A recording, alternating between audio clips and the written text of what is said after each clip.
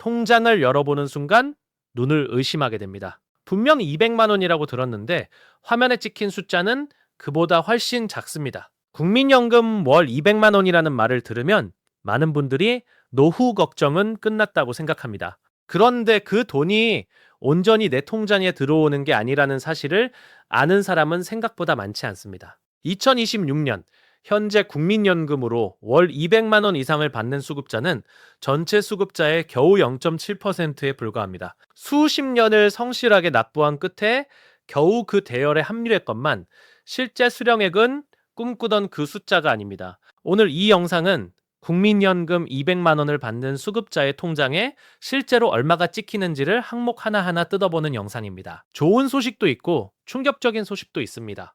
끝까지 보시면 여러분의 노후 계획이 완전히 달라질 수 있습니다. 먼저 핵심 질문부터 드리겠습니다. 국민연금 월 200만 원, 과연 200만 원이 그대로 통장에 들어올까요? 정답은 아니오입니다. 국민연금에는 크게 세 가지 공제 항목이 존재합니다. 첫 번째는 연금소득세이고, 두 번째는 건강보험료, 세 번째는 장기요양보험료입니다. 이 세 가지가 얼마씩 빠져나가는지를 정확히 알아야 진짜 노후 계획을 세울 수 있습니다. 오해하시는 분들이 많은데 이 세 가지는 각각 다른 기관에서 따로 떼어갑니다.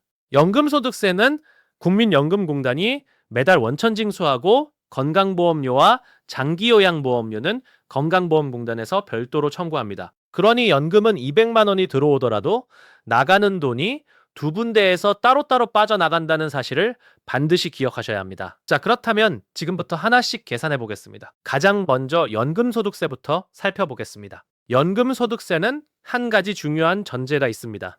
국민연금보험료를 납부할 때 소득공제를 받은 금액에 대해서만 나중에 세금을 낸다는 원칙입니다. 쉽게 말하면 낼 때 세금을 안 냈으니 받을 때 세금을 내는 구조입니다. 이걸 세금 용어로는 과세이연이라고 부릅니다. 그런데 여기서 아주 중요한 사실이 있습니다. 1999년 이전에 납부한 국민연금보험료는 소득공제 혜택이 없었습니다. 즉, 이미 세후 돈으로 납부했다는 뜻이고 그 기간에 해당하는 연금은 세금을 다시 낼 이유가 없습니다. 그래서 가입 기간 중 2002년 이후 납부분이 얼마나 되는지가 세금의 크기를 결정합니다. 2002년 이전 가입자가 많을수록 과세 대상 비율이 낮아집니다. 편의상 200만 원을 받는 수급자의 연금 전액이 과세 대상이라고 가정하고 계산해 보겠습니다. 연간 수령액은 2,400만 원이 됩니다. 국세청이 정한 연금소득공제 구조에 따르면 과세 대상 연금소득이 350만 원 이하이면 전액공제 350만 원 초과 700만 원까지는 40% 공제, 700만 원 초과 1,400만 원까지는 20% 공제, 1,400만 원 초과 금액에는 10%를 공제합니다.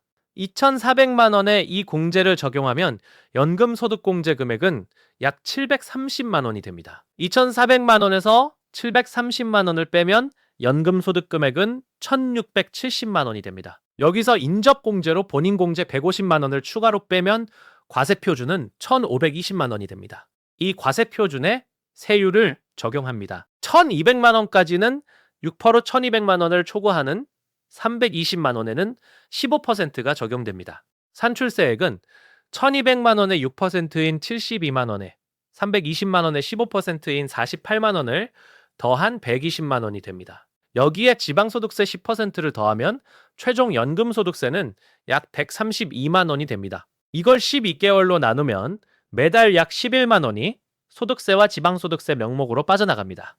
다음은 건강보험료입니다. 국민연금 수급자의 건강보험료는 가입 자격에 따라 천지 차이가 납니다. 자녀가 직장을 다니고 있다면 그 자녀의 피부양자로 등록돼 건강보험료를 한 푼도 내지 않을 수 있습니다.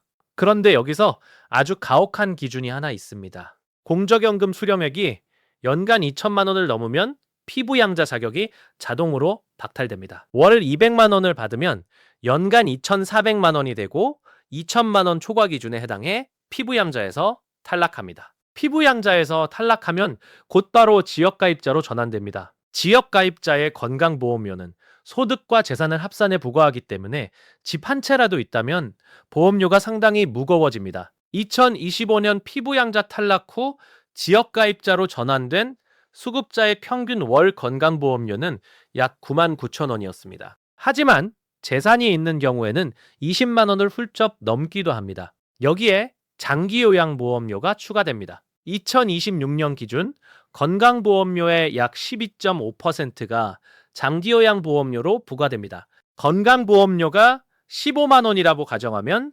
장기요양보험료는 약 1만 8천 원 수준입니다. 자, 이제 전부 합산해 보겠습니다. 200만 원을 받는 수급자에게서 매달 빠져나가는 돈을 더해보면 이렇습니다.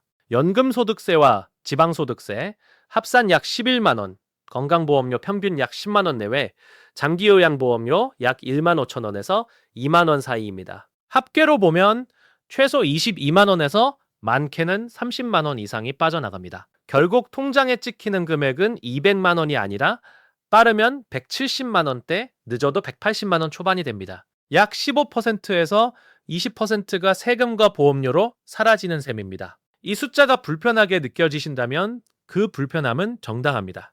그런데 더 불편한 현실이 있습니다. 사실 월 200만 원을 받는다는 것 자체가 얼마나 어려운 일인지를 먼저 알아야 합니다. 2026년 현재 국민연금 평균 수령액은 월 60만 원대에 불과합니다. 월 200만 원을 받으려면 최소 30년 이상 꾸준히 납부해야 하고 그 기간 내내 평균 이상의 소득을 유지해야 합니다.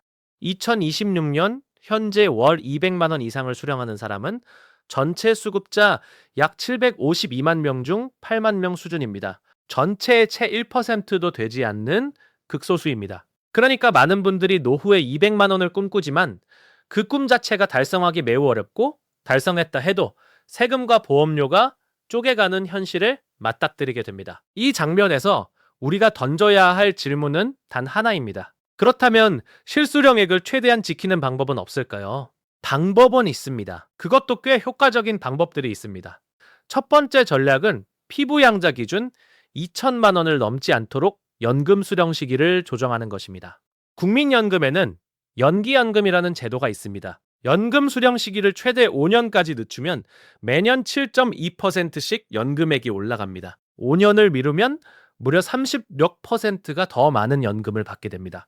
이걸 역으로 활용하면 조기 수령을 선택해 연금액 자체를 줄이는 방법도 있습니다. 조기 노령 연금을 선택하면 매년 몇 %씩 감액되지만 그 대신 피부양자 기준을 충족해 건강보험료를 아낄 수 있습니다. 예를 들어 연금액이 월 170만 원대라면 연간 2,400만 원이 되어 여전히 2천만 원을 초과합니다. 하지만 세액이 줄고 공제 구간이 낮아져 전체적인 실수령액 비율은 더 유리해질 수 있습니다. 두 번째 전략은 부부가 각각 연금을 나눠받는 방법입니다. 국민연금은 개인 단위 과세입니다. 부부 합산 과세가 아니라는 뜻입니다.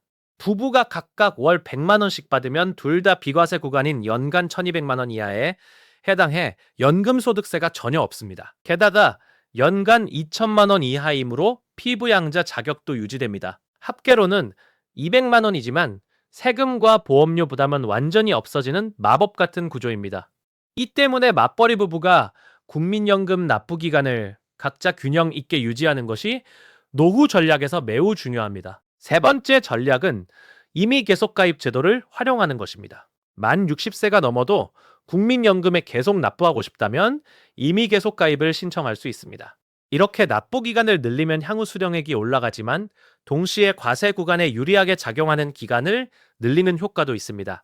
지금까지 살펴본 내용을 간단히 정리해드리겠습니다. 국민연금 월 200만 원 수령 시 연간 수령액은 2,400만 원입니다. 여기서 연금소득세와 지방소득세가 연간 약 103만 원, 매달 약 11만 원이 빠집니다. 건강보험료와 장기요양보험료가 추가로 매달 최소 12만 원 이상 빠집니다. 합산하면 매달 최소 23만 원에서 30만 원 이상이 공제되어 실수령액은 170만 원에서 180만 원 사이입니다. 이게 오늘의 핵심입니다. 200만 원이라는 숫자보다 실제 통장에 들어오는 숫자를 기준으로 노후 계획을 세워야 한다는 것입니다. 노후 준비는 명목 금액이 아니라 실질 금액으로 설계해야 합니다. 그래야 노후에 어느 날 통장을 열어보고 눈을 의심하는 일이 없습니다. 우리 모두가 꿈꾸는 노후는 숫자보다 실제 삶이 더 풍요로운 노후입니다. 국민연금 하나로 노후를 버티겠다는 계획은 이미 현실에서 삐걱거리고 있습니다. 연금을 보완할 개인연금, 퇴직연금, 그리고 절세 전략까지 함께 설계해야 진짜 노후가 완성됩니다. 다음 영상에서는 국민연금과 개인연금을 조합했을 때 세금을 가장 덜 내는 구조가 무엇인지를 집중적으로 다뤄보겠습니다. 오늘 영상이 도움이 되셨다면 구독과 좋아요 한 번씩 부탁드립니다.